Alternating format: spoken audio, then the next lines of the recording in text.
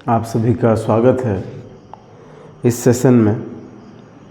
और इस वीडियो में हम चर्चा करेंगे भाग 2 मन्नू भंडारी लिखित आत्मकथा एक कहानी यह भी। भाग 1 में हमने अब तक देखा कि मन्नू भंडारी पैदा मध्य प्रदेश में तो हुए, बट उनका लालन पालन कहाँ पे हुआ? अजमेर, राजस्थान में।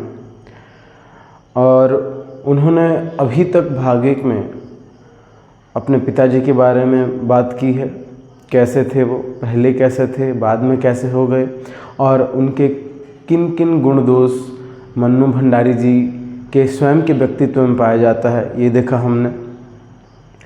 और उन्होंने अपनी माता के बारे में भी लिखा, ठीक है, जो एक गृहिणी थी और जो हर काम को करने के लिए तत्पर रहती थी, चाहे वो मजबूरी में हो, चाहे वो प्रेम के वश हो।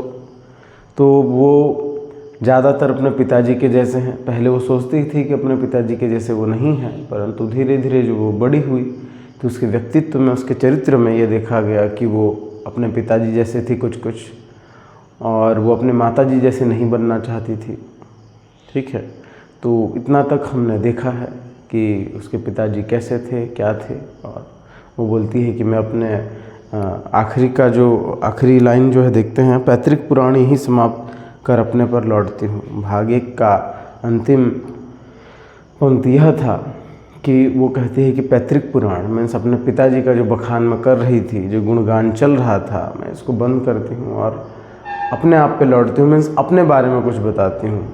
बिकॉज ये क्या है, एक आत्मकथा है, ऑटोबायोग्राफी है, तो अपने बारे में तो बात करेगी ही। चलिए देखते हैं भाग 2 में क्या है। हाँ, 5 भाई बहनों में सबसे छोटी मैं। सबसे बड़ी बहन की शादी के समय में शायद 7 साल की थी, और एक धुंधली सी ही याद मेरे मन में है। लेकिन अपने से 2 साल बड़ी बहन सुशीला और मैंने घर के बड़े आंगन में बचपन में सारे खेल खेले। वो कहती है कि 5 भाई बहनों में वो सबसे छोटी थी। मन्नू भंडारी 5 भाई बहनों में सबसे छोटी, और सबसे बड़ी बहन की जब शादी हुई तो वो 7 साल की थी, और एक धुंधली सी याद है, मीन्स बहुत कम उसको याद है, बहुत थोड़ा सा ही याद है उसको कि उसकी शादी कैसे हुई, वो कैसी थी, कब उसकी शादी हुई और शादी के समय वो कैसी थी। ये सारी यादें बहुत इतना तेज और प्रखर नहीं है, बहुत धुंधली है, साफ यादें नहीं हैं।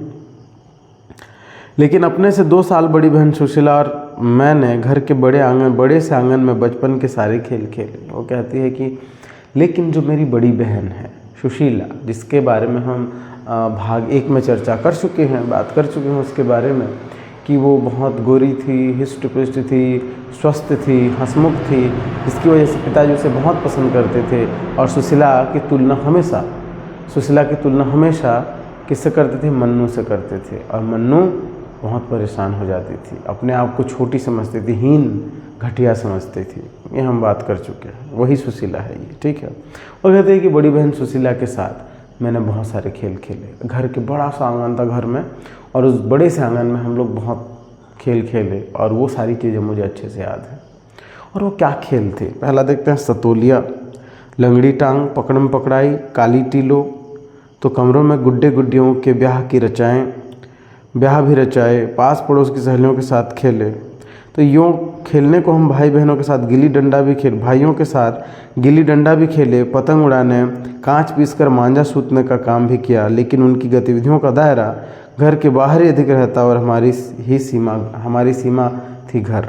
ये क्या बोलती है? देखो, कुछ खेलों के बारे में बात किया गया है, तो उन खेलों के बारे में शायद आज के जो कहना चाहिए जो बच्चे हैं उनको न पता हो, क्योंकि आजकल के बच्चे थोड़ा मोबाइल गेम में व्यस्त हैं, ठीक है। तो पहले ये सितोलिया देख लेते हैं। सितोलिया क्या है?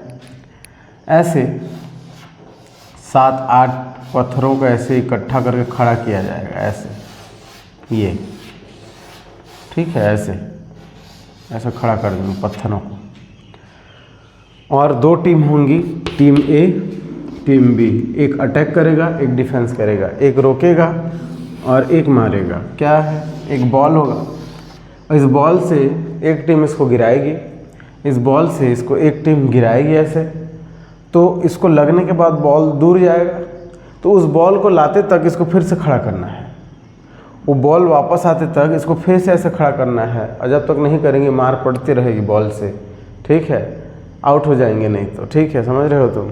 ये ऐसे खड़े कर देंगे पत्थरों को, फ्लैट पत्थर छोटे छोटे ऐसे, इसको मार के गिराया जाएगा, और वो बॉल जितनी दूर गई है उसको लाते लाते दूसरे टीम के इसको फिर से खड़ा करना पड़ेगा, नहीं करेंगे तो आउट हो जाएंगे, ये लोग फिर अटैक करेंगे। तो ऐसा इसको कहते हैं सितोलिया।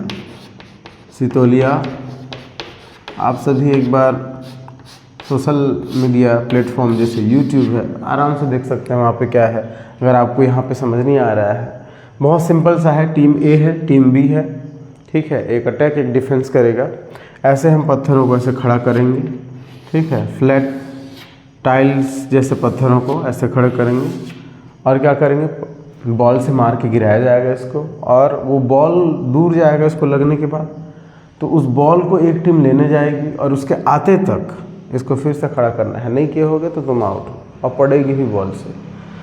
तो बहुत थोड़े थोड़े अलग हो सकते हैं, ऑल ओवर इंडिया ये खेला जाता था उस टाइम पे, तो पूरे भारत में खेलते थे, तो ये थोड़ा सा हो सकता है कि थोड़ा थोड़ा रूल्स इधर उधर हो, तो आप देख सकते हैं। ऐसा तो हम भी खेले हैं अपने बचपन में, हम तो खेले हैं, ठीक है। सॉरी, आगे क्या था, लंगड़ी टांग। लंगड़ी टांग में क्या होता है, एक टांग मोड़कर लंगड़ा बन के दौड़ाना रहता है, भागते हैं, ठीक है, और एक जने का जिसका वो चांस रहता है, जिसका टर्न आया, जिसकी बारी आई रहती है, वो लंगड़ा बनकर दौड़ाता है, ठीक है, ये भी एक फॉर्म था। और क्या करते हैं, लंगड़ी टांग एक ये है, एक लाइन ऐसे खींच देते हैं इधर, सब लोग अपना पैर मोड़ के लंगड़ा बन के, लंगड़ी टांग का मतलब क्या है, ये स्टार्टिंग पॉइंट है, ये प्रारंभ करने के लिए है, और ये अंतिम लाइन। तो यहाँ क्या करेंगे, सब लोग ऐसे खड़े होंगे लाइन वाइज, लाइन में ऐसे क्रमवार खड़े होंगे और पैर को मोड़े रहेंगे, ठीक है, लंगड़े बने रहेंगे, और यहाँ से रेस स्टार्ट होगा, जो पहले यहाँ तक पहुँचेगा वो विनर होगा, वो विजेता हो जाएगा, ठीक है। ये है लंगड़ी टांग। और क्या है, पकड़म पकड़ाई, तो जानते ही हो पकड़म पकड़ाई कैसे खेलते हैं।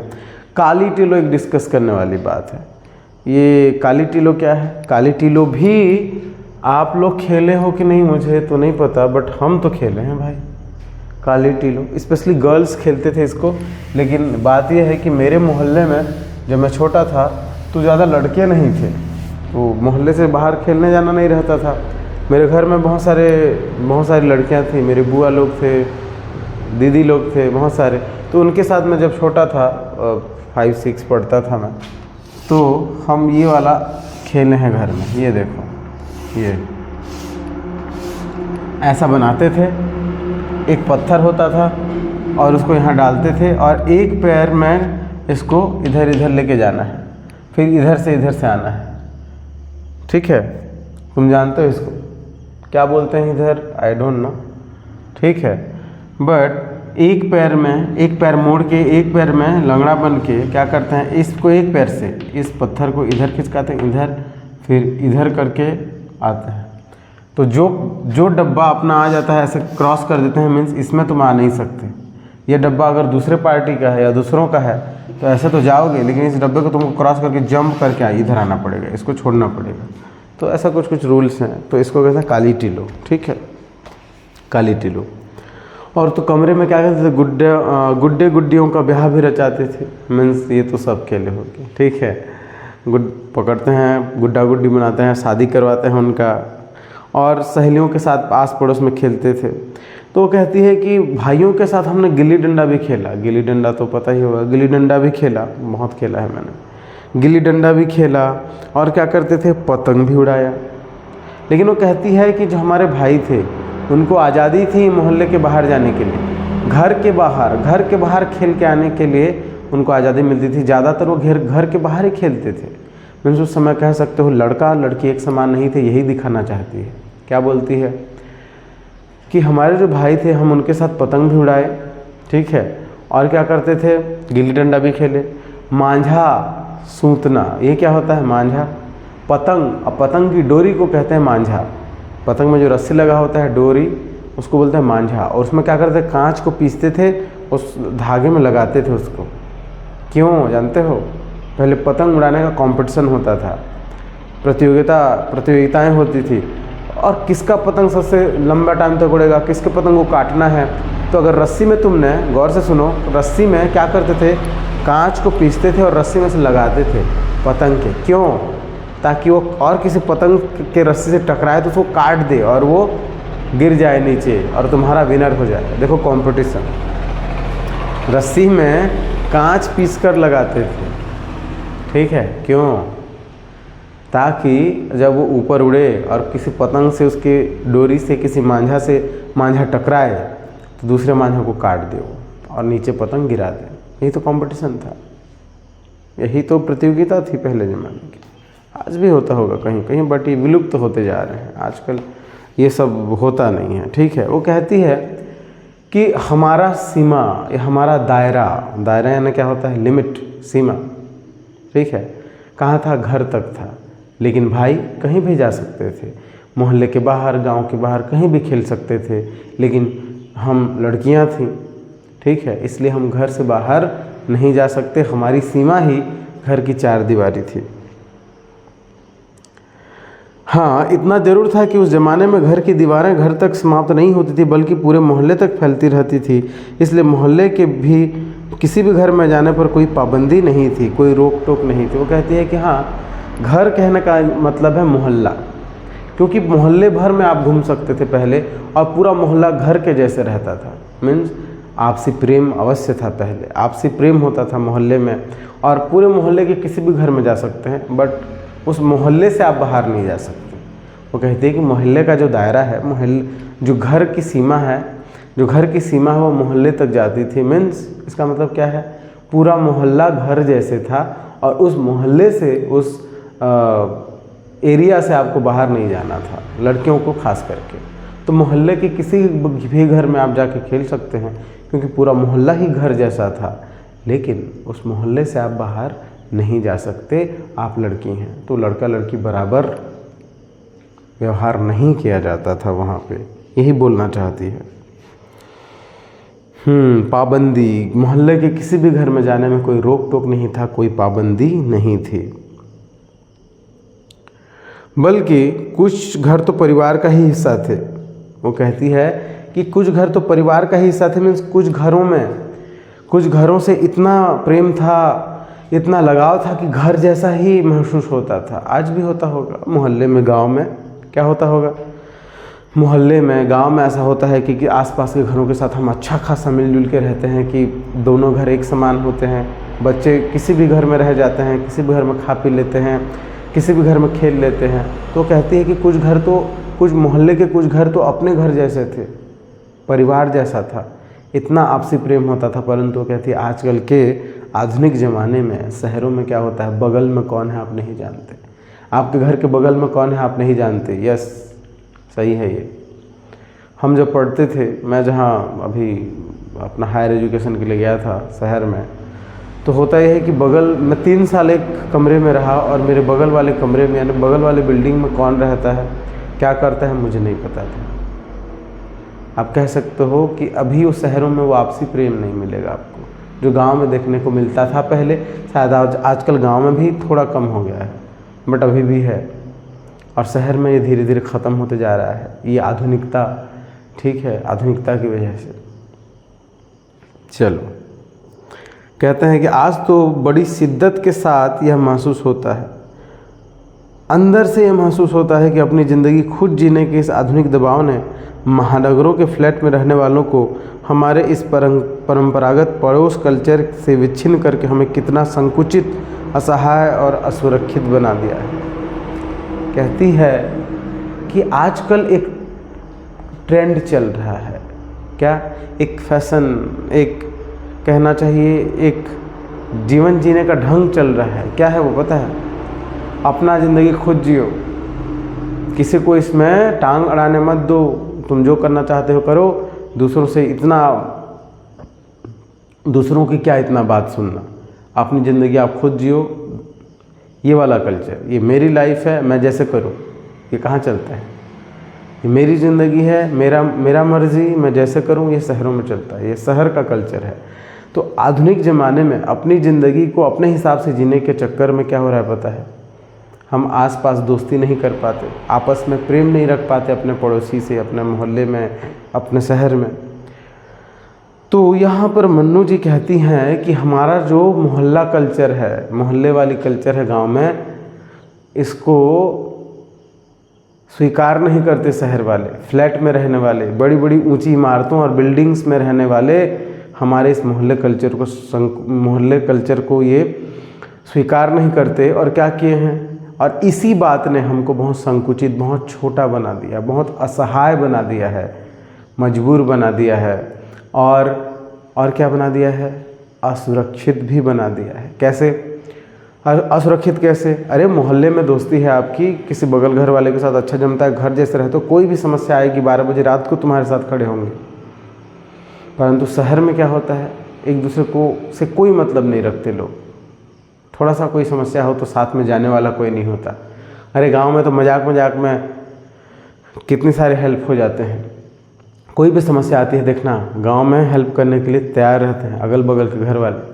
कोई मर जाता है, कोई हॉस्पिटल इमरजेंसी होता है, यहाँ तक कि शादी घर में आपको कुछ काम नहीं करना पड़ेगा, सारी चीज़ें। क्या शहरों में बुफे क्यों लगाया जाता है पता है? देखो एक एग्जाम्पल देता हूँ मस्त। शहर में खाना खिलाते हैं, कैसे खिलाते हैं? बुफे, ठेका दे देते हैं किसी कंपनी को या फिर किसी शॉप वाले को, कैटरिंग वाले को ठेका दे देते हैं। क्या करते हैं? बुफे लगा देते हैं, जाओगे ऐसे प्लेट पकड़ के खुद ले लेके खाओगे, वो लोग देते रहेंगे। नौकर लाया जाता है काम करने के लिए। गांव में शादी देखे होगे, गांव में शादी क्या होता है? हम तो भैया गांव के, हम तो ठहरे गांव के, हम तो ये अच्छे से देखे हैं।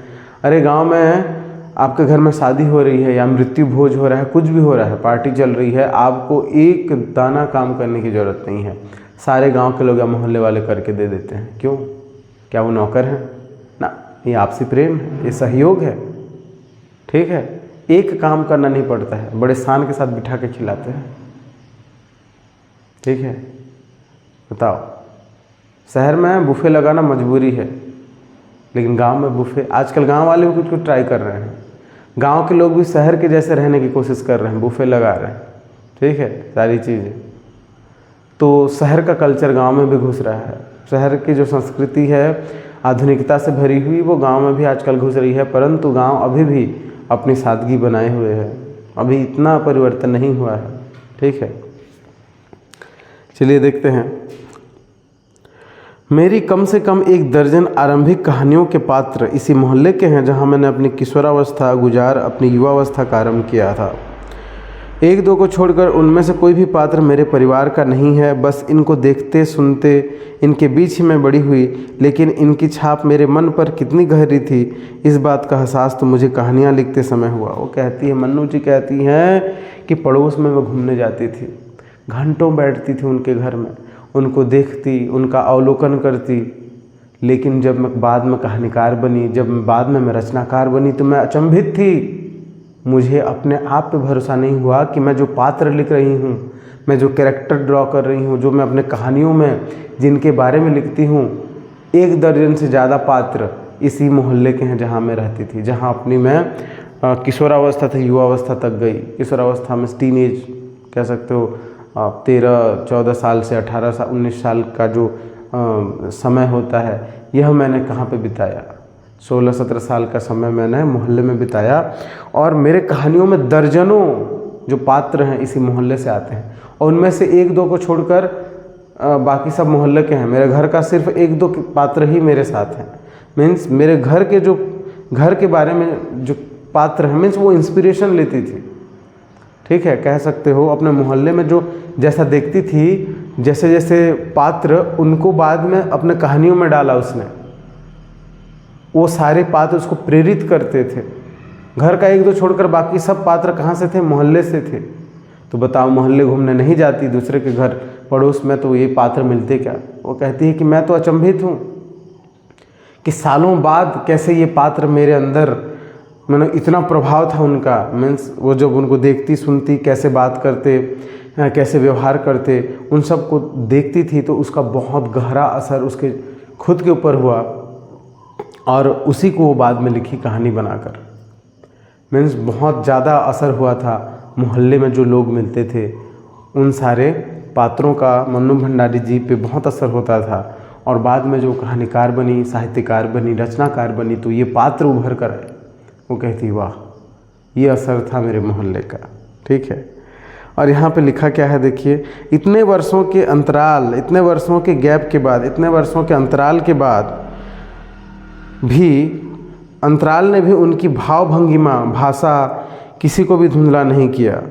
बिना किसी विशेष प्रयास के बड़े सहज भाव से वो उतरते चले गए। वो कहती है कि मैंने कोशिश भी नहीं किया कि मैं उनको याद करके लिखूं, मैं तो कभी भूल ही नहीं पाई उन पात्रों को, उनकी भाव भंगिमा, कैसे वो खड़े होकर बात करते थे, बात करते टाइम उनका चेहरे में हाव भाव कैसा था, कैसा उनका स्वभाव था, ये सारी चीज़ें, ये सारी बातें, उनकी भाषा, कैसे वो बोलते थे, कैसे वो चलते थे, बोलते समय कैसे वो उनके चेहरे पर एक्सप्रेशन था, भाव भंगिमा होता था। ठीक है, हाव भाव होता था, वो सब मैं कभी भूली ही नहीं, मुझे याद करना भी नहीं पड़ा। बड़ी आसानी से मेरे कहानी में वो उतरते चले गए, मैं बड़ी आसानी से मेरे कहानी में घुसते चले गए, अपने आप ये रचना होते गई। मैंने कभी याद करने की कोशिश भी नहीं की क्योंकि मैं कभी भूली ही नहीं उनको। अब भूली ही नहीं तो याद करके लिखेगी क्यों? वो कहती है मैं उन पात्रों को, उन चरित्रों को, उन लोगों को मैं कभी भूल ही नहीं पाई, उनका असर मेरे पे बहुत ज़्यादा था, मैं तो कभी भूल ही नहीं पाई। मुझे कुछ एक प्रयास भी नहीं करना पड़ा, वो तो सहज, बड़ी सरलता से, बड़ी आसानी से मेरे रचनाओं में वो आती चली गए वो सारे पात्र।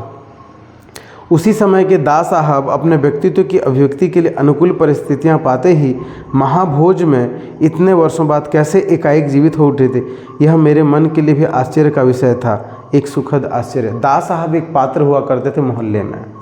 मोहल्ले में दास साहब करके एक पात्र थे, मीन्स एक इंसान थे, एक व्यक्ति थे। तो कहती है जैसे ही मैं अनुकूल परिस्थिति पाते ही, मीन्स अनुकूल परिस्थिति मीन्स जिस प्रकार का उनका कैरेक्टर था, जिस प्रकार का उनका व्यक्तित्व था, ऐसी कहानी जैसे ही मैंने लिखना स्टार्ट किया, वो दास साहब का चरित्र मेरे मन में अपने आप समा गया और दास साहब निकल पड़े। दास साहब निकल पड़े मीन्स मैंने अपनी रचनाओं में दास साहब को भर डाला मीन्स दास साहब जैसे थे उनके हिसाब से। मीन्स देखो, जो भी कैरेक्टर हैं, जो भी पात्र हैं, उनको तभी कहानियों में डाला जाएगा जब उनके जैसा कोई कहानी लिखा जाए। जैसे कोई दास साहब मान लो कोई आर्मी ऑफिसर है, तो जब भी सैनिकों के बारे में, सोल्जर्स के बारे में लिखा जाएगा तो दास साहब का कैरेक्टर अपने आप घुस जाएगा, उनका पात्र अपने आप आ जाएगा। तो वो कहती कि जैसे ही उनको अनुकूल परिस्थिति मिली, जैसे ही उनके हिसाब से परिस्थितियाँ आई, मीन्स कहानी जैसे जैसे वो कहानी लिखती जाती थी, जिस प्रकार की कहानी लिखती थी वो उस प्रकार के पात्र अपने आप उस मोहल्ले से वो लेते जाती थी। सबको तो एक कहानी में डालेगी नहीं, सबको तो एक कहानी में नहीं डाल देगी। वो कहती थी कि जैसे जैसे पात्र, जैसे जैसे कहानियाँ लिखती जाती थी, जिस प्रकार की, जिस भी विषय पर वो कहानी लिखती थी, उस विषय के हिसाब से कुछ पात्र उस मोहल्ले के घुसते जाते थे, मीन्स अपने आप वो उसके दिमाग में आते जाते थे। तो ऐसे ही एक पात्र थे दास साहब। तो दास साहब जब वो महाभोज लिख रही थी उपन्यास, ठीक है, तो दास साहब का पात्र उसके मन में अपने आप आ गया और उसने उस दास साहब के पात्र को लेकर उपन्यास लिख डाला। क्या था वो? नॉवेल लिख डाला, वो था महाभोज। वो कहती है कि मैं खुद ही अचंभित हूँ, मैं खुद ही आश्चर्यचकित हूँ कि कैसे इतने सालों बाद दास साहब जो मेरे मन के अंदर बसे हुए थे वो कैसे बाहर निकल पड़े, कैसे मैंने अपने रचना में उनको डाल दिया। मीन्स कैसे अचानक से इतने वर्षों बाद, इतने सालों बाद मैं महाभोज लिखी, तो उनके जैसा एक पात्र की ज़रूरत था मुझे, तो मैंने दास साहब का पात्र इसमें डाल दिया, इसमें भर दिया। तो वो कहती कि मैं खुद भी आश्चर्यचकित हूँ कि ये कैसे हुआ, कितने साल तक मैं भूली ही नहीं कभी। दास साहब का बड़ा असर रहा मेरे चरित्र पर। ठीक है, सुखद आश्चर्य था ये। आश्चर्य तो था बट कोई दुखी होने वाला आश्चर्य नहीं था, ये अच्छा आश्चर्य था, एक बढ़िया सरप्राइज था कि इतने सालों बाद भी दास साहब का असर उसके व्यक्तित्व पर था और उसी को लेकर उसने कहानी लिख दिया, अपना उपन्यास लिख डाला। चलो देखते हैं। उस समय तक हमारे परिवार में लड़की के विवाह के लिए अनिवार्य योग्यता थी। उम्र में 16 वर्ष और शिक्षा में मैट्रिक। सन 44 में सुशीला ने यह योग्यता प्राप्त की और शादी करके कोलकाता चली गई। कहती क्या ज़बरदस्त लिखती है वो, कहती है हमारे परिवार में शादी करने के लिए क्वालिफ़िकेशन क्या था, योग्यता क्या थी, बस 16 साल के हो जाओ और क्या करो, 10वीं की परीक्षा पास कर लो, मैट्रिक पास कर लो 10वीं, ठीक है, मैट्रिक पास कर लो 10वीं और फिर तुम 16 साल के हो जाओ तो फिर तुम्हारी शादी करा देंगे। यही क्राइटेरिया हुआ करता था, यही योग्यता थी जिसको देखकर शादी किया जाता था। तो कहती है कि सन 44 में सुशीला मैट्रिक पास कर गई और वो 16 साल की भी हो गई, तो उसकी शादी करवा के कहाँ भेज दिया गया उसको, कोलकाता में उसकी शादी हो गई। दोनों आगे क्या है, दोनों बड़े भाई भी आगे पढ़ाई के लिए बाहर चले गए। इन लोगों की छत्र छाया के हटते ही पहली बार मुझे नए सिरे से अपने वजूद का एहसास हुआ। वो कहती है कि हम 5 भाई बहन थे, वो पहले बता चुकी है। पहले बड़ी बहन का शादी तब हुआ था जब वो 7 साल की थी। 2 बड़े भाई थे और उसकी एक बड़ी बहन सुशीला थी। तो लड़कियों के लिए शादी करने के लिए 2 योग्यता चाहिए थी, या तो तुम 16 साल के हो जाओ पहला, और उसके साथ क्या हो जाओ, मैट्रिक की परीक्षा पास कर लो। तो सन 44 में मीन्स 1944 में जो सुशीला थी उसकी बड़ी बहन, वो 16 साल की हो गई और 10th की परीक्षा, मैट्रिक की परीक्षा पास कर गई। तो उसकी शादी करके कोलकाता भेज दिया गया और दोनों बड़े भाई पढ़ने के लिए बाहर चले गए, हायर एजुकेशन के लिए बाहर चले गए। तो पहली बार कहती है इन सब के छत्र छाया हटने के बाद, इनके बीच में रहती थी, ठीक है, 2-3 भाई बहन हैं बड़े बड़े, तो उनके बीच में, उनके अंडर में, उनके नीचे रहती थी। तो आज तक इसको कोई दिक्कत नहीं हुआ, कोई परेशानी नहीं हुई, उनके नीचे रहती थी वो। अरे बड़ी भाई बड़े बहन से तुम जुबान लड़ाओगे, उनके साथ बदमाशी करोगे, जो भी डांट खाते हैं। देखो घर में क्या होता है बताऊं, 3 भाई बहन हो मान लो, 1, 2 और 3, सबसे छोटी वाली को डांट नहीं पड़ता है। पहले बता दूं, सबसे छोटे वाले को डांट नहीं पड़ता है, ये ऊपर के दोनों बड़े वालों को डांट पड़ती है। गलती चाहे इसकी भी हो, सबसे छोटे वाले की भी गलती हो, बड़े बच्चों को डांट पड़ती है, वो भी ज़बरदस्ती। ये सब आप लोग भी झेलते होंगे, घर में ऐसा होता ही है कि मम्मी पापा बड़े बच्चों को डांटते हैं, छोटे बच्चों को थोड़ा कम डांटते हैं। तो कहती है कि मैं इनके छत्र छाया में थी, 2 बड़े भाई और 1 बड़ी बहन, और इनके जाने के बाद पहली बार मुझे अपने अस्तित्व का एहसास हुआ। कि बोलती है कि पहली बार कहना चाहिए मुझे लगा कि मैं हूँ।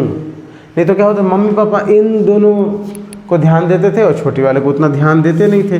तो कहती है कि पहली बार मुझे अपने अस्तित्व का एहसास हुआ, अपने वजूद का एहसास हुआ कि मैं भी कुछ हूँ। नहीं तो मम्मी पापा ज़्यादा पूछते भी नहीं थे, छोटी बच्ची को ज़्यादा ध्यान भी नहीं देते थे। बड़े भाई बहन के साथ वो खेलती रहती थी, कुछ करती रहती थी, ना कभी डांट पड़ा ना कभी कुछ बोले, और चुपचाप थी। तो कहती इनके जाने के बाद मुझे पहली बार पता चला कि मैं भी हूँ इधर। क्यों, अब पिताजी और जो माताजी हैं, अब ये दोनों तो हैं नहीं, तो अब ध्यान किस पे देंगे, डांट इसको पड़ेगी, पूछेंगे इसको सब कुछ, है ना, अभी इनसे बातचीत ज़्यादा होगी। तो कहती है कि इनके जाने के बाद मुझे पता चला कि मैं भी रहती हूँ इधर, मेरा भी कोई अस्तित्व है, ठीक है, मेरा भी कोई वजूद है। वो कहती है कि पिताजी का ध्यान भी पहली बार मुझ पर केंद्रित हुआ। मीन्स कहते हैं पिताजी अब तक सिर्फ बड़े भाई बहनों पे ध्यान देते थे, पहली बार वो मेरे पे ध्यान दे रहे थे। वो तो काली थी, पतली थी, दुबली थी, तो पापा उसको पसंद नहीं करते थे, ठीक है। लेकिन सुशीला और दोनों बड़े भाई के जाने के बाद मन्नू कहती कि पहली बार पिताजी मेरे पे ध्यान दे रहे थे, ठीक है। तो पहली बार मुझे लगा कि मैं भी रहती हूँ यहाँ पर। लड़कियों को जिस उम्र में स्कूली शिक्षा के साथ साथ सुघड़ गृहिणी और कुशल पाक शास्त्री बनाने के नुस्खे जुटाए जाते थे, पिताजी का आग्रह रहता था कि मैं रसोई से दूर रहूं। रसोई को भटियार खाना कहते थे और उनके हिसाब से वहाँ रहना अपनी क्षमता और प्रतिभा को भट्टी में झोंकना था। वो कहती है, लेकिन ये एक अच्छी बात है, देखो पिताजी का वो सिर्फ बुराई नहीं कर रही है, गौर से सुनो। आप लोग इस पाठ को पढ़ रहे हैं तो आप बिल्कुल भी ऐसा मत सोचें कि मन्नू भंडारी जी हमेशा अपने पिताजी के खिलाफ थी या फिर पिताजी की बुराई कर रही हैं, वो सिर्फ सच दिखाना चाहती हैं, सिर्फ सच बोलना चाहती है। तो सच में अच्छाई बुराई दोनों चीज़ें आती थी। देखो गौर से सुनो, सच कोई बोले तो अच्छाई बुराई दोनों आता है। तो मन्नू भंडारी जी अब तक अपने पिताजी की बुराई करती आ रही थी, मीन्स बुराई तो नहीं कहना चाहिए, उनके दोषों के बारे में, उनके नकारात्मक चीज़ों के बारे में बता रही थी। अब एक सकारात्मक बात भी करती है कि मन्नू भंडारी जी कहती हैं कि गांव साइड या गांव एरिया में, गांव क्षेत्र में क्या होता था, लड़कियों को खाना बनाने के लिए सिखाया जाता था, एक कुशल गृहिणी बनाने के लिए सिखाया जाता था। सुघड़ गृहिणी मीन्स एक कुशल गृहिणी बनाना चाहते थे, मीन्स खाना बनाओ, झाड़ू बर्तन पोछा लगाना, पति की सेवा करना, सास ससुर की सेवा करना, कैसे करना, ये सिखाया जाता था। ये बाकायदा ट्रेनिंग मिलती थी मम्मी से। आज भी बोलते होंगे, आज थोड़ा कम हो गया आजकल, है ना। नहीं तो पहले के ज़माने में सिखाया जाता था खाना बनाने के लिए, पानी भरने के लिए, चाय बनाने के लिए, अलग अलग चीज़ें बनाने के लिए, घर के झाड़ू पोछा बर्तन ये सब करने के लिए सिखाया जाता था। मम्मी सिखाती थी, क्योंकि शादी करके जाना है तो ससुराल में ये सारी चीज़ें करनी ही पड़ेंगी। तो लेकिन मन्नू भंडारी जी के जो पिताजी थे सुख संपत राय, वो इसके खिलाफ थे। वो कहते हैं कि जो चूल्हा चौका करना अच्छी बात नहीं है, उतना वो नहीं है, लड़कियों को अपने पैरों पर खड़ा होना चाहिए, कुछ करना चाहिए उनको भी। वो कहते थे कि जो चूल्हा है, जो किचन है, जो रसोई घर है, वो भटियार खाना है, भट्टी है, वो वहाँ जाके अपने टैलेंट को जलाना नहीं चाहिए इंसान को। तो ये एक अच्छी क्वालिटी थी, एक अच्छा गुण था पिताजी में कि वो कहते कि खाना वाना बनाना छोड़ो, अपने से कुछ करो, अपने को इम्प्रूव करो, अपने को कुछ योग्य बनाओ। तो मन्नू भंडारी जी कहते हैं कि पिताजी का मानना था कि जो रसोई घर है ना, वो भट्टी है, भटियार खाना है, वहाँ जाके खाना बनाना, वहाँ जाके रहना, मतलब अपने टैलेंट, अपने प्रतिभा को उसमें भट्टी में डालना। ठीक है। घर में आए दिन विभिन्न राजनीतिक पार्टियों के जमावड़े होते थे और जमकर बहसें होती थी। ठीक है। चलो मैं बता दूं राजनीतिक पार्टी कौन कौन से थे उस समय के। कांग्रेस थी एक पहले ज़माने में, और अखिल भारतीय मुस्लिम लीग था, ऑल इंडिया मुस्लिम लीग था एक, है ना, कम्युनिस्ट पार्टी भी थी, हिंदू महासभा भी थी। ये उस ज़माने के पॉलिटिकल पार्टीज़ थे, राजनीतिक दल थे 1942-44 में। ठीक है। ये उस समय के क्या थे, राजनीतिक पार्टी थे। वो मन्नू जी के घर आया करते थे, क्योंकि पिताजी बड़े प्रसिद्ध थे, बड़े फेमस थे, लेखक थे। तो पॉलिटिकल पार्टी, राजनीतिक पार्टीज़ के लोग आते थे, राजनीतिक दलों के लोग आते थे, जमकर घर में बहस होता था। बहस करना पिताजी का प्रिय शगल था। प्रिय शगल यानी धंधा काम व्यवसाय।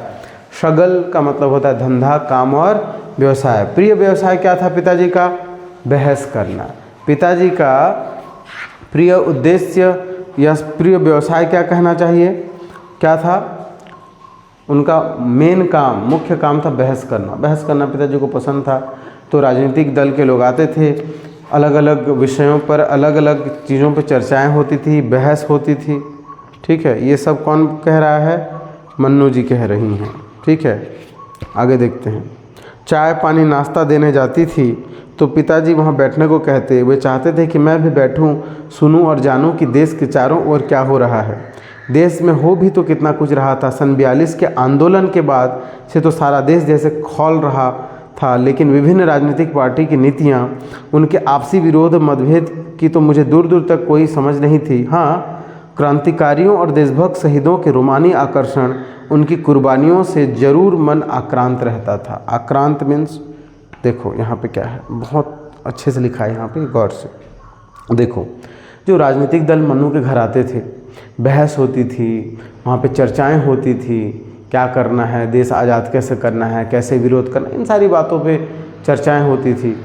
तो मन्नू वहाँ पे चाय पानी लेके जाएगी। घर में कोई मेहमान आए तो ये हमारा गांव साइड का कल्चर है, शहर का भी है, सबका है कि मेहमानों को हम कुछ खिलाते पिलाते हैं। तो चाय पानी लेके जब वो जाती थी मन्नू, ठीक है, चाय पानी लेकर जब जाती थी तो पिताजी कहते थे बैठो मन्नू यहाँ पर, सुनो कि हम कैसे बात कर रहे हैं, कि देश में क्या हाल चाल है, देश में क्या चल रहा है, इसके बारे में तुमको जानकारी होना चाहिए, तो यहाँ पे बैठो, आप भी सुनो।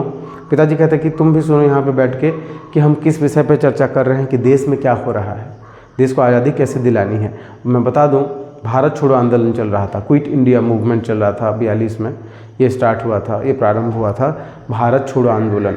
और भारत छोड़ो आंदोलन की वजह से पूरे देश में उथल पुथल मचा था, पूरा देश खौल उठा था। मीन्स पूरा देश चाहता था कि आज़ादी मिले, सब तरफ आंदोलन और क्रांति हो रहा था, खौल उठा, पूरा देश खौल उठा। मीन्स इसका मतलब क्या है, पूरा देश मीन्स विरोध कर रहा था, क्रांति चल रही थी, अंग्रेजों भारत छोड़ो ये चल रहा था।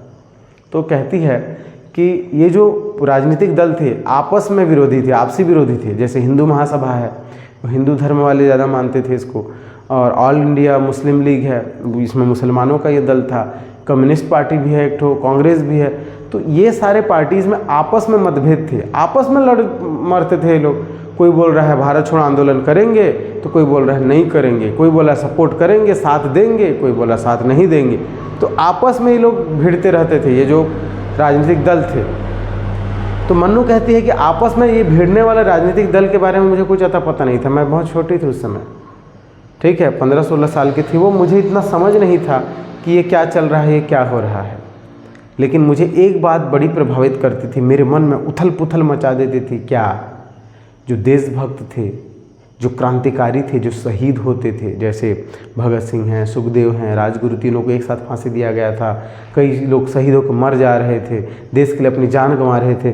तो बोलती है मन्नू, जब मैं ऐसे बातों को सुनती थी कि देश के लिए जान दे दिया उसने, फांसी पर हंसते हंसते चढ़ गया, तो ये बातें मेरे मन में उथल पुथल मचा देती थी। मैं भी सोचती थी कि मैं भी लड़ पड़ूँ, क्रांति मचा दूँ देश में, मैं भी विरोध करूँ अंग्रेज़ों का। तो ये सारी चीज़ें होती थी। मन्नू भंडारी को एक चीज़ ज़बरदस्त अट्रैक्ट किया था, वो था क्रांतिकारी, वो था देशभक्त, जो अपने लिए, अपने देश के लिए जान न्यौछावर कर दिया, जान दे दिया। तो मन्नू कहती थी ये बातें जब मैं सुनती थी तो इसका बड़ा ही असर होता था, मन में उथल पुथल मच जाता था, मन में उथल पुथल मच जाता था, आक्रांत रहता था मन में। जो कुर्बानी था, जो देश के लिए बलिदान लोग दे रहे थे, इसको सुनना, इसको सुनकर मैं प्रेरित होती थी, सोचती थी कि मैं भी देश के लिए कुछ करूं।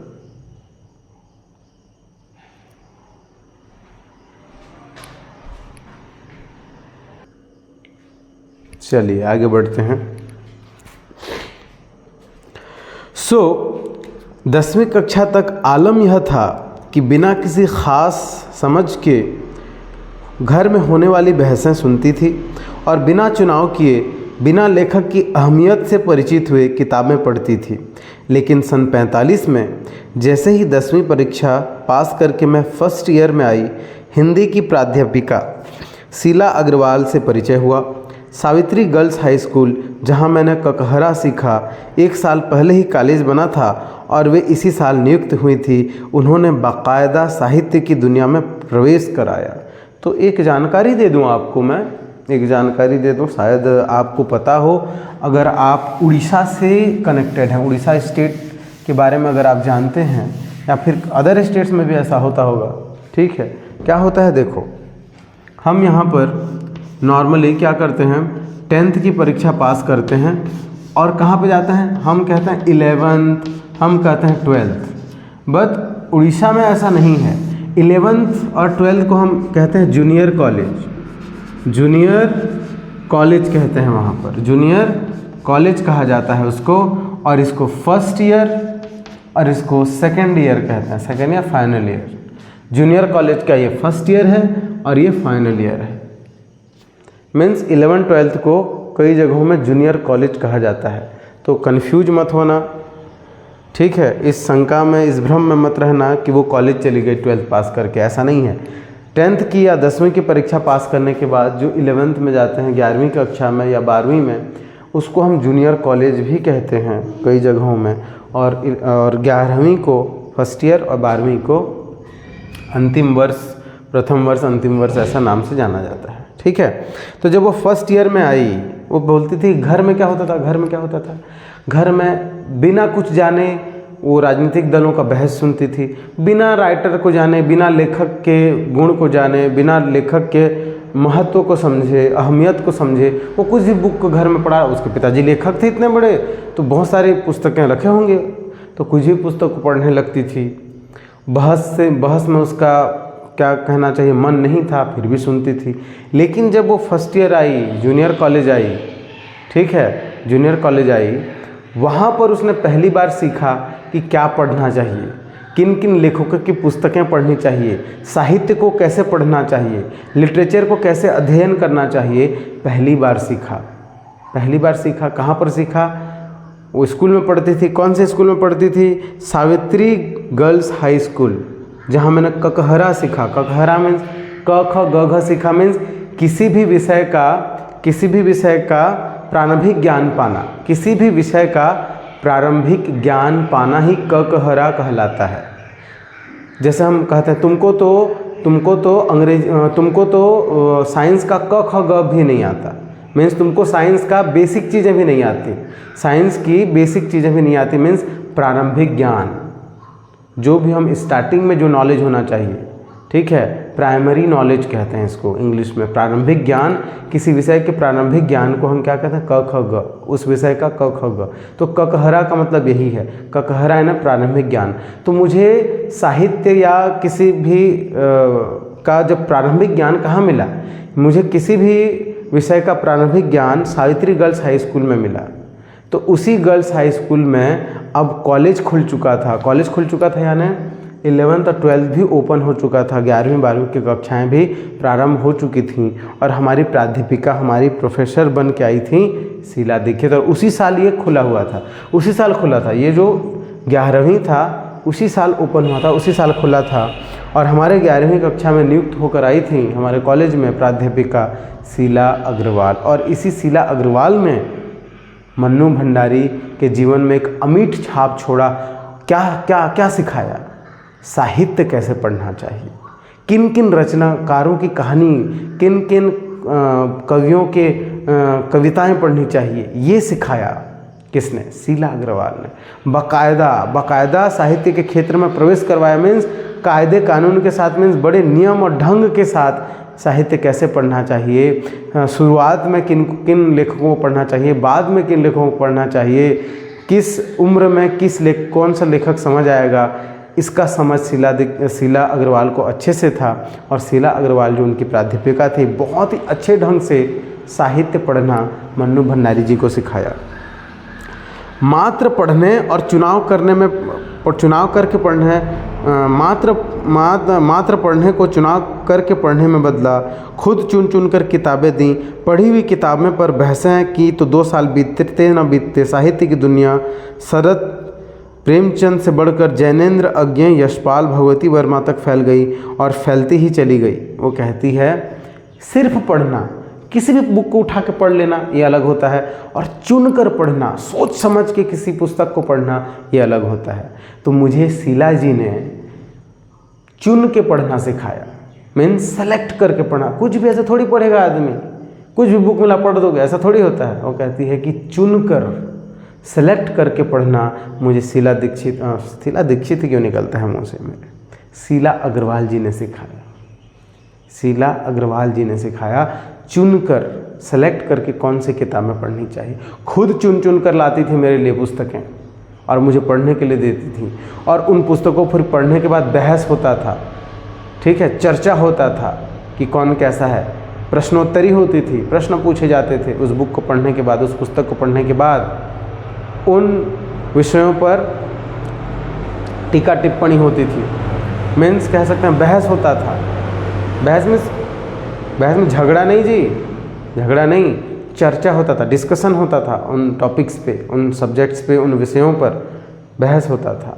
और कहती है पहले मैं शरद चंद्र चट्टोपाध्याय प्रेमचंद को ही जानती थी। पहले मेरे पुस्तकों में शरद चंद्र चट्टोपाध्याय बहुत बड़े उपन्यासकार हैं, बहुत बड़े लेखक हैं बंगाल के, शरद चंद्र चट्टोपाध्याय, ठीक है। और शरद चंद्र चट्टोपाध्याय, आप लोगों ने वो मूवी तो देखा ही होगा या सुना ही होगा, कौन सा, अरे वो देवदास पारो वाली कहानी, इसके लेखक भी शरद चंद्र हैं। परिणीता के लेखक भी शरद चंद्र हैं। चरित्रहीन उपन्यास के लेखक भी शरद चंद्र चट्टोपाध्याय में बहुत बड़े रचनाकार हैं बंगाली भाषा के, जिनका हिंदी में भी अनुवाद हो चुका है सारी चीज़ें। तो बहुत बड़े लेखक थे शरद चंद्र चट्टोपाध्याय। और कौन थे? प्रेमचंद को आप सब जानते ही हैं। तो प्रेमचंद और शरद चंद्र चट्टोपाध्याय को पढ़ती थी पहले, लेकिन शीला जी के आने के बाद वो और किन के बारे में पढ़ने लगी? जैनेन्द्र, अज्ञेय, यशपाल, भगवती चरण वर्मा, इन सब को पढ़ती गई आगे, और ये बढ़ता चला गया। मीन्स अलग अलग लेखक आगे वो पढ़ती चली गई, उनका जो दायरा था, उनकी जो सीमा थी, बढ़ता चला गया, उनका साहित्य की दुनिया फैलते चला गया। पहले साहित्य की दुनिया सिर्फ कहाँ तक सीमित थी? शरत चंद्र चट्टोपाध्याय या तो प्रेमचंद, परंतु जब से शीला जी आई उसके जीवन में, वो बहुत सारे रचनाकारों को पढ़ने लगी और उसका साहित्य का क्षेत्र, उसके अध्ययन का क्षेत्र बढ़ता चला गया, फैलता चला गया, और से और लेखकों को पढ़ने लगी आगे जाकर। तो कहती है आगे क्या है, अब वो बताएगी कि कौन से लेखकों का कौन सा पुस्तक, कौन सी रचना उनको आकर्षित की। अब वो बताएगी कि कौन सी पुस्तक वो पढ़ी और कौन से पुस्तक का क्या उसको अच्छा लगा, कौन से कहानी का, कौन से उपन्यास का क्या अच्छा लगा, यहाँ पे वो बताने वाली है। देखो वो कहती है, उस समय जैनेन्द्र जी की छोटे छोटे सरल सहज वाक्यों वाली शैली ने मुझे बहुत आकृष्ट किया। वो कहती है कि एक लेखक हुआ करते थे जैनेन्द्र लिखते थे छोटे छोटे लाइन्स यूज करते थे, वो छोटे छोटे वाक्य लिखते थे, सरल होते थे उनकी रचनाएं छोटी वाक्यों से बनी होती थी, बड़े बड़े वाक्य नहीं। बड़े बड़े वाक्य में हम क्या होते, भ्रम में पड़ जाते हैं, कभी कभी लंबे जो सेंटेंस होते हैं, वाक्य होते हैं, हम पढ़ने में कन्फ्यूजन होता है, परेशानी होती है। लेकिन जैनेन्द्र ऐसे रचनाकार थे कि छोटे छोटे वाक्य होते थे उनके, बहुत ही सरल, बहुत ही सहज, समझने में बहुत आसान, ठीक है। तो ऐसे लेखन शैली, इस प्रकार का लिखना मन्नू भंडारी जी को बहुत आकर्षित किया शुरुआत में। छोटे छोटे वाक्य, सरल सहज, ऐसी चीज़ों को सुनना, ऐसी चीज़ों को पढ़ना उनको अच्छा लगता था शुरुआत में। तो बाद में कहती हैं, सुनीता उपन्यास बहुत अच्छा लगा था। वो कहते सुनीता एक उपन्यास है, वो भी बहुत अच्छा लगा था। अज्ञेय जी का उपन्यास शेखर एक जीवनी पढ़ा जरूर, पर उस समय मेरी समझ के सीमित दायरे में समा नहीं पाया। वो कहती है कि सुनीता उपन्यास भी पढ़ा था मैंने, लेकिन मैंने अज्ञेय, सच्चिदानंद हीरानंद वात्स्यायन अज्ञेय एक लेखक हैं जो तार सप्तक के रचयिता हैं वो, ठीक है, बहुत ही प्रसिद्ध अज्ञेय। तो अज्ञेय जी ने एक बुक लिखा था शेखर एक जीवनी मीन्स वही ऑटोबायोग्राफी, शेखर एक जीवनी लिखा, किसने? अज्ञेय ने। तो इसको जब उन्होंने पढ़ा, किसने? मन्नू ने, जब कॉलेज में थी ये 11वीं-12वीं में, 10वीं में, 11वीं-12वीं में, तो कहती है कि मुझे ये समझ नहीं आया, इतना कठिन था कि ये मेरे समझ से बाहर था। मेरी जो समझ थी वो सीमित थी, और मेरे सीमित समझ के दायरे से वो बाहर था। सीमित समझ के दायरे से बाहर मीन्स मेरा जो अंडरस्टैंडिंग था, मेरे जो समझने की क्षमता थी वो सीमित थी, छोटी थी, तो मेरे समझ के सीमा से वो बाहर था, दायरे से, सीमा से बाहर था, वो मैं समझ नहीं पाई उसको, ठीक है। कुछ सालों बाद नदी के द्वीप पढ़ा तो उसने मन को इस कदर बांधा कि उसी झोंक में शेखर को फिर से पड़ गई। तो उन्होंने उन्हीं की एक रचना पढ़ी, नदी के द्वीप। अज्ञेय जी का एक और रचना उन्होंने पढ़ा, नदी के द्वीप पुस्तक को जब पढ़ा तो उनको क्या पढ़ने का मन लगा? वही शेखर एक जीवनी जो उन्होंने एक बार पढ़ा था और उनको समझ नहीं आया था, तो कुछ सालों बाद उन्होंने फिर से उस बुक को पढ़ा, फिर से उसको पढ़ा, और शायद अभी वो समझ गई। वो कहती इस बार कुछ समझ के साथ, इस बार कुछ समझ तो जरूर आया। यह शायद मूल्यों के मंथन का युग था। पाप पुण्य, नैतिक अनैतिक, सही गलत की बनी बनाई धारणाओं के आगे प्रश्न ही नहीं लग रहे थे, उन्हें ध्वस्त भी किया जा रहा था। वो कहती है कि जब मैं इन पुस्तकों को पढ़ रही थी तो इन पुस्तकों का बड़ा ही असर हुआ मेरे ऊपर। वो कहती थी कि पहले लोग बात करते पाप पुण्य, अच्छा बुरा, भला बुरा, ठीक है, सही गलत, इन सब को मंथन करने का समय था। ये मंथन करने का मीन्स विश्लेषण करने का समय था, एनालाइज करने का समय था, विश्लेषण करने का समय था कि क्या अच्छा है क्या बुरा है, ठीक है। ये सारी चीज़ें घर में बताते थे, देखो बेटा ऐसे करना बुरी बात है, वैसे करना अच्छी बात है। ये जो हमको बचपन से सिखाया जाता है ना, ये सारी चीज़ें टूट रही थी।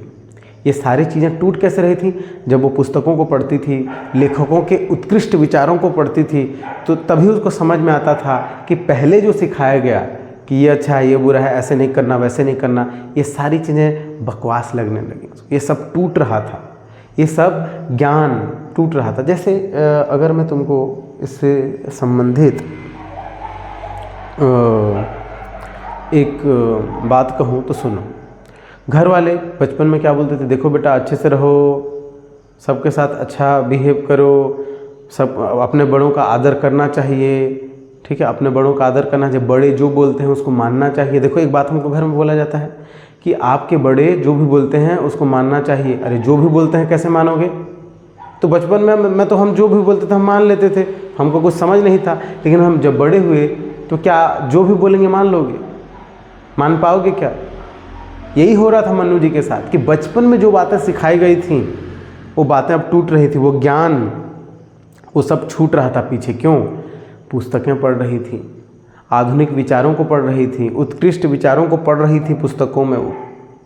तो अब उनको ज़िंदगी समझ में आ रहा था कि बचपन में जैसा सिखाया जाता था ज़िंदगी वैसा नहीं है। आप बड़े जो भी बोलेंगे सब कुछ नहीं मान सकते। मैं एग्जांपल दिया आपको एक उदाहरण कि बोला बड़ों की बात माननी चाहिए, लेकिन बड़ों की सारी बात नहीं माननी चाहिए, जो अच्छी बात है उनको ही माननी चाहिए। ये समझ में आ रहा था धीरे धीरे मन्नू जी को, ठीक है। जब वो पुस्तकें पढ़ रही थी तो पुराने ख्यालात विचार सब टूट रहे थे, ठीक है। आगे देखते हैं, वो कहती है गलत धारणा।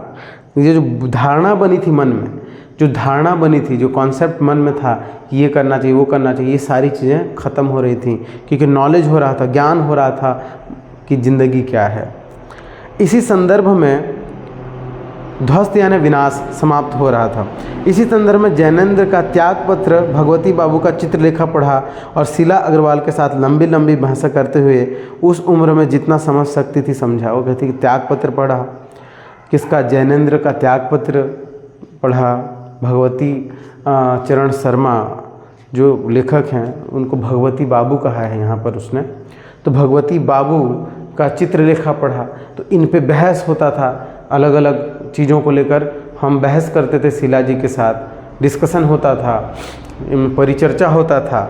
तो मैं जितना समझ सकती थी उस समय पे मैंने समझने की कोशिश की और शीला जी के साथ बहस भी हुआ। बहस यानी झगड़ा वाला बहस नहीं, किसी चीज़ को पढ़ने के बाद जो हम डिस्कशन करते हैं, चर्चा करते हैं, उसको बोल रही है, बहस भी हुआ, ठीक है।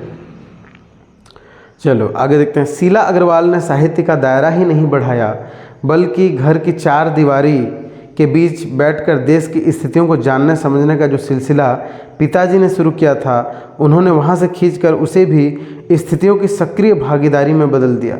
वो कहती है कि शीला अग्रवाल जो थी सिर्फ मुझे साहित्य पढ़ना, पुस्तकें पढ़ना ही नहीं सिखाया, मेरे पुस्तक पढ़ने के सीमित दायरे को ही नहीं बढ़ाया। सीमित दायरा में मैं पहले कुछ ही लेखकों के बारे में पढ़ती थी, जब से वो आई मुझे बहुत सारे लेखकों को पढ़ने के लिए बोला। तो सिर्फ मुझे साहित्य पढ़ने के लिए प्रेरित नहीं किया बल्कि निजी ज़िंदगी में भी बहुत प्रेरित किया। पिताजी मुझे पहले राजनीतिक दलों का चर्चा सुनने के लिए बिठाते थे, मैं सिर्फ सुनती थी, मैं कुछ करती नहीं थी। लेकिन शीला अग्रवाल ने पहली बार मुझे सिखाया कि सिर्फ सुनने से कुछ नहीं होगा, आपको भी भाग लेना पड़ेगा, आपको भी आंदोलन करना पड़ेगा। सिर्फ आंदोलन के बारे में, सिर्फ क्रांति के बारे में घर बैठकर सुनने से कुछ नहीं होगा, बल्कि मुझे भी क्या करना चाहिए? आंदोलन करना होगा, क्रांति करना होगा, रेवोल्यूशन लाना होगा। ये मुझे शीला अग्रवाल ने सिखाया कि सिर्फ सुनने से कुछ नहीं होता, करना भी पड़ता है। अब मन्नू जी स्वतंत्रता संग्राम में भाग लेगी, यस, अपने देश की आज़ादी के लिए ये भी लड़ पड़ेगी। देखना, सक्रिय भागीदारी, एक्टिव पार्टिसिपेशन, सक्रिय भागीदारी करने के लिए शीला अग्रवाल ने कहा। सन 46-47 के दिन वे स्थितियाँ, उसमें वैसे भी घर में बैठे रहना संभव था भला? वो कहती है कि सन 46-47 में बड़े जोरों शोरों से स्वतंत्रता संग्राम चल रहा था, भारत छोड़ो आंदोलन चल रहा था, अंग्रेजों वापस जाओ चल रहा था, लोग चाहते थे कि हमारा देश आज़ाद हो, सब एकजुट होकर लड़ रहे थे। तो ऐसी स्थिति में घर में कोई चुपचाप बैठ सकता है क्या? जिधर देखो विरोध चल रहा था, जिधर देखो क्रांति चल रहा था, हमारा देश आज़ाद होने वाला था, आज़ादी के लिए हम लड़ रहे थे। तो क्या ऐसे स्थिति में सिर्फ घर में बैठा जा सकता है निठल्ले जैसे? नहीं, मन्नू जी ने भाग लिया स्वतंत्रता संग्राम में। कहती है कि प्रभात फेरियाँ, हड़तालें, जुलूस, भाषण, हर शहर का चरित्र था और पूरे दमखम और जोश खरोश के साथ इन सब से जुड़ना हर युवा का उन्माद, जुनून, पागलपन था, ठीक है। जुलूस मीन्स हड़तालें करना, जुलूस निकालना, प्रभात फेरी निकालना, शुरू एकदम सुबह सुबह बाजे गाजे के साथ विरोध करना, जुलूस करना, ठीक है, हड़तालें करना, हर शहर में ये होता रहता था। और जो इस शहर के जो युवा थे, जो यंग लोग थे, यंग युवक युवतियाँ थीं, कॉलेज में पढ़ने वाले, महाविद्यालय में पढ़ने वाले, सब ने भाग लिया। और भाग लेना एक पागलपन था, एक उन्माद था, सब में जोश था, एक जुनून था, एक अलग ही जोश था सब लोगों में। अंग्रेज़ों को भगाना था देश से, तो सब युवा युवतियों में, युवा लोगों में ये क्या था, एक जोश था, एक जुनून था भाग लेने के लिए। अरे भगत सिंह 21 साल 20 साल के थे जिन्होंने अपनी जान दे दी, ठीक है। तो सारे देश के जो युवा वर्ग था, जो यंग लोग थे, यंग पीपल थे, सब ने भाग लिया और बड़े जोश खरोश के साथ, बड़े ही जुनून के साथ विरोध किया अंग्रेज़ों का। मैं भी युवा थी और शीला अग्रवाल की जोशीली बातों ने रगों में बहते खून को लावे में बदल दिया। बोलती है कि मैं भी युवा थी।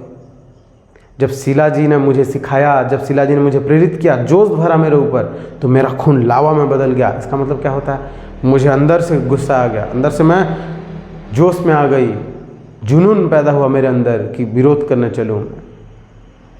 खून को लावे में बदल दिया ने जोश भर दिया, मन में उसके जोश भर दिया, जुनून भर दिया, और वो विरोध करने के लिए तैयार थी। स्थिति यह हुई कि एक बवंडर शहर में मचा हुआ था। एक आंधी, एक तूफान आया था शहर में। किसका आंधी तूफान? के हवा वाला आया था? नहीं भैया, स्वतंत्रता संग्राम वाला आंधी आया था। स्वतंत्रता संग्राम वाला आंधी आया था, कह सकते हो। वो क्या कह सकते हैं हम, वो आज़ादी की लड़ाई जो लड़ रहे थे, इसको आंधी कहा है। कोई सचमुच में आंधी नहीं आया था, सचमुच में कोई बवंडर नहीं आया था। शहर में पूरा बवंडर मचा था, मतलब शहर में सब तरफ विरोध चल रहा था, प्रदर्शन हो रहे थे, हड़तालें हो रही थी, अंग्रेज़ों हाय हाय भारत छोड़ो चल रहा था, ठीक है। और एक घर में लिखती क्या है देखो, स्थिति यह हुई कि एक बवंडर, एक तूफान, एक आंधी शहर में मचा हुआ था। देश छोड़ो भारत छोड़ो आंदोलन चल रहा था शहर में, तो एक तूफान घर में था, एक तूफान घर में था। और ये क्या तूफान था? बहुत अच्छे से लिखा है इन्होंने, बहुत ज़बरदस्त लिखा है। Just wait a minute.